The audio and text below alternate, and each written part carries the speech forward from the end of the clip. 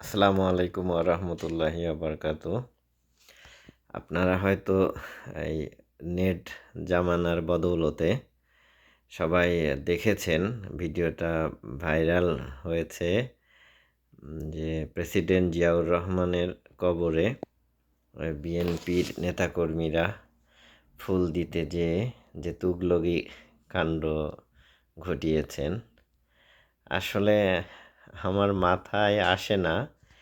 এই যে একটা মুসলিম প্রধান দেশে আমরা কবরে যে ফুল দিয়ে রাজনীতি করি বা ফুল দিতে যে যাই, আমার ওই সমস্ত নেতাদের কাছে জানতে ইচ্ছা করে, এরা কি এক ওয়াক্ত নামাজ পড়ে প্রেসিডেন্ট জিয়াউর রহমানের আত্মার মাগফিরাতের জন্য দোয়া কামনা করে কিনা, বা এই যে খালেদা জিয়া অসুস্থ হয়ে হসপিটালে রয়েছেন তাদের জন্য এক ওয়াক্ত নামাজ পড়ে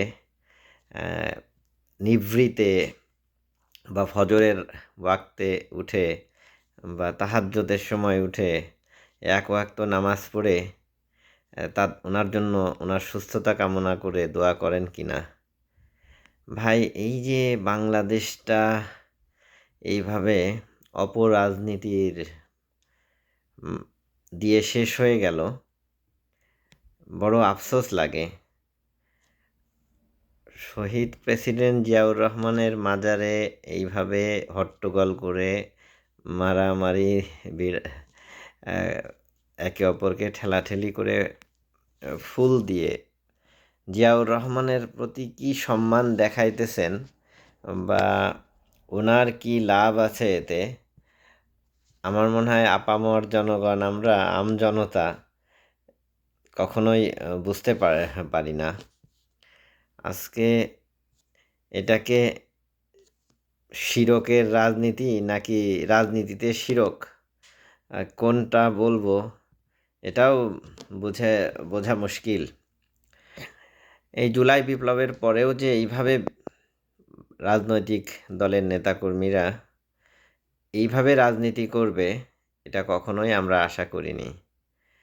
স্পেশালি দেখলাম যে ঢাকার সাবেক মেয়র বা বীর মুক্তিযোদ্ধা সাদেক হোসেন খোকা, ওনার ছেলে ইশরাক কিছুদিন আগে যে কিনা ঢাকার মেয়র হওয়ার জন্য অনেক আন্দোলন করেছেন, হয়তো উনি সামনে এমপিও হবেন। উনি তো বাইরে পড়ালেখা করেছেন শুনেছি। তো বাংলাদেশের মানুষ ওনার কাছ থেকে এই জাতীয় পলিটিক্স আশা করে না। ভাই ইশরাক ভাই, আমি জানি আপনার কাছে এই ভিডিও কখনো পৌঁছাবে না, কিন্তু আপনার আশেপাশের বা বাংলাদেশের যারা রাজনীতি করেন তাদের জন্য বলছি, আপনারা যারা বাইরে এসে পড়াশোনা করেন বা বাইরে থেকেছেন, সেখানের পলিটিক্সটা তো আপনারা দেখছেন, বা সেখানের সমাজ বা সেখানের রাষ্ট্র ব্যবস্থা দেখছেন।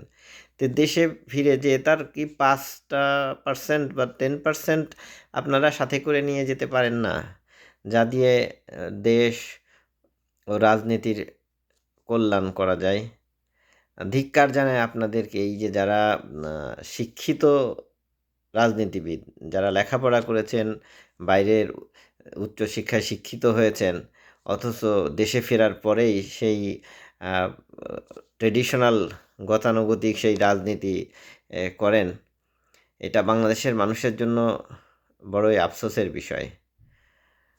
এখনও আশা করব, পুরোপুরি আশাহত হব না, যে এই জুলাই বিপ্লবের পরে আমরা এই 300 আসনের মধ্যে 10 জন হলেও যেন এমন কোনো রাজনীতিবিদ বা এমপি দেখতে পারি, যারা বাংলাদেশের সমাজটাকে, রাজনীতিটিকে সঠিক ধারায় ফিরিয়ে নেওয়ার জন্য তাদের সময় এবং রাজনীতিকে বিনিয়োগ করবেন। এই বলেই শেষ করছি।